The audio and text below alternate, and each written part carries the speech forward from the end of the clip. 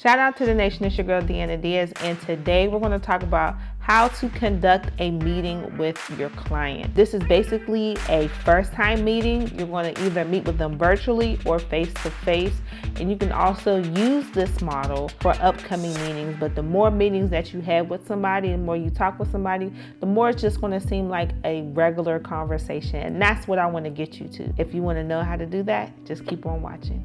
So I felt like this video would be better explained, broken down into 3 parts: the preparation, the meeting, and the follow-up. So let's go ahead and get started. Okay, so first, for preparation, you want to go ahead and find the location. Now, if you're doing this virtually, this is going to be a lot easier. You just tell your client that they can go to a quiet space, a comfortable space, somewhere where they can focus on the meeting or the conversation at hand. And for you, you do the same thing. Now, if you're going to meet somebody physically in a physical location, make sure the location is easy for your client to get to. It'll be best to ask them, hey, where would you like to meet? Okay. You can also rent a space, not in the free range, but if you want to spend that extra couple dollars to make sure that you have a nice location and an atmosphere for your meeting, you can rent a co-working space, or you can rent a community center space to sit and meet with your client.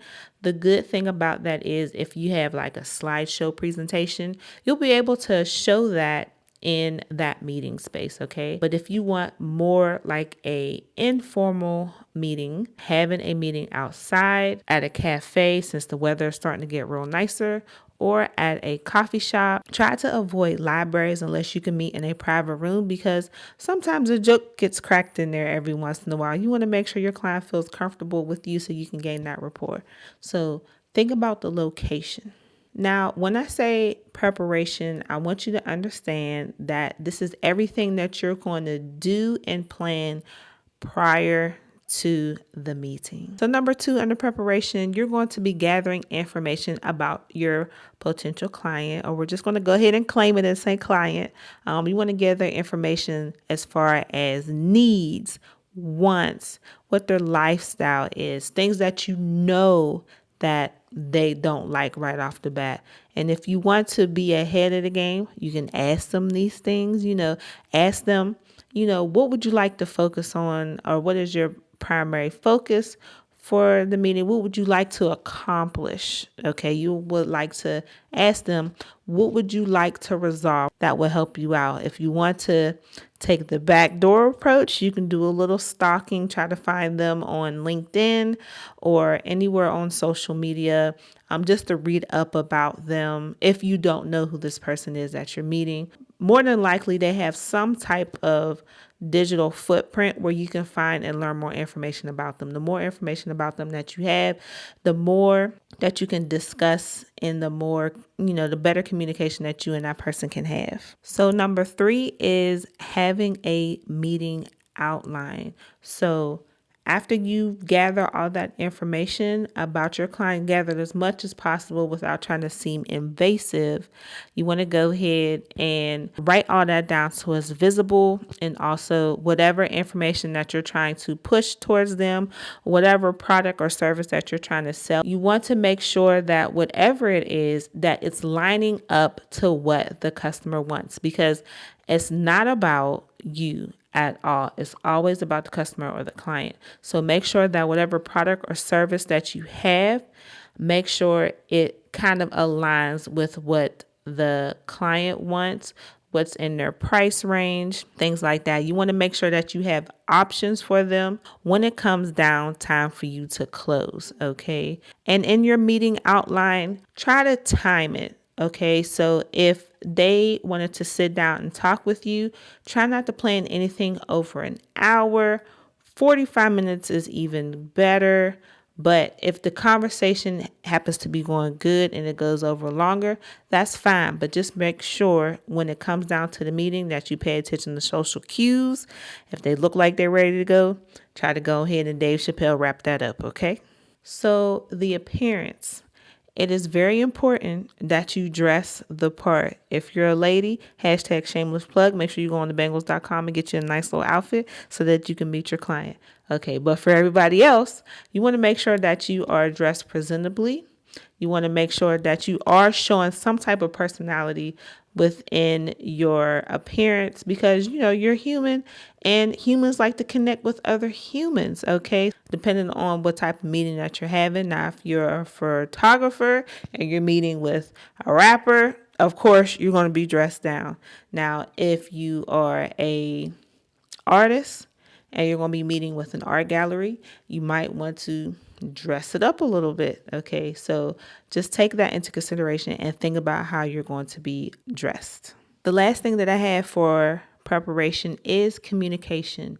So when communicating with your client prior to your meeting, I suggest you contact them 3 times. So 2 weeks out, I would send an email and just remind them, hey, I look forward to our meeting at this location at this date. Okay? Then a week prior, I would send a text message and say, hey, this is such and such. I look forward to meeting you at this date, at this time, at this location. Bam. So now the night before, I will call and just say, hey, I look forward to meeting with you. Do you have anything extra that you wanted me to have prepared for you? Or did you have any questions or thoughts so I can go right ahead and answer them for you when we talk? Okay. So yes, no, great. Okay. See you then. You want to make sure that you are keeping up in contact, but don't be too overbearing and, don't scare the client away. You don't want that. Okay, y'all, it's time for the meeting. Yes. Okay, so the day of the meeting, you want to make sure that you arrive at least 20 minutes prior, if not 30. Better safe than sorry. You know what I mean? So, but if you're doing this virtually, I would go ahead the night before and do a test setup. Make sure your lighting is good. Make sure your area where you're going to be is good. Make sure the sound, all the technical stuff, make sure all that is done, taken care of out the way. And on the day of the meeting, if you're doing this virtually, I would log in at least 15 minutes prior to the meeting to recheck everything, because somehow, some way, sometimes cords be jumping out of where they shouldn't be jumping out. So, just be mindful and pay attention to that. So you want to make sure that you are paying attention to your demeanor. Okay. So if you're sitting like this while you're talking, or if you're doing like that while the person is talking, arms folded, you know what I mean? Sometimes we forget how we look when we're like in deep thought, paying attention to something. You want to make sure that you have a pleasant demeanor. You want to make sure that you are giving them eye contact. You want to make sure that you're smiling and that you're nodding. I'm not saying smile and nod.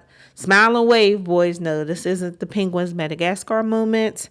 You want to make sure that you're actively listening and fully engaged in the conversation and hearing what they have to say. Okay. Number 3 under the meeting is pleasantries. Some people like small talk, some people don't. Depending on how you met the person, you will already have an idea of if they prefer to have small talk or if they prefer to get down to the nitty gritty. Just be mindful of that, okay? So now when you go to start the meeting, I would suggest you let the person you're meeting with start speaking first. Going back into pleasantries, if they're into small talk, go ahead and start small talk and open up the floor. Make them feel comfortable. Ask them, would they like a cup of coffee? Would they like a scone? Would they like a cup of tea?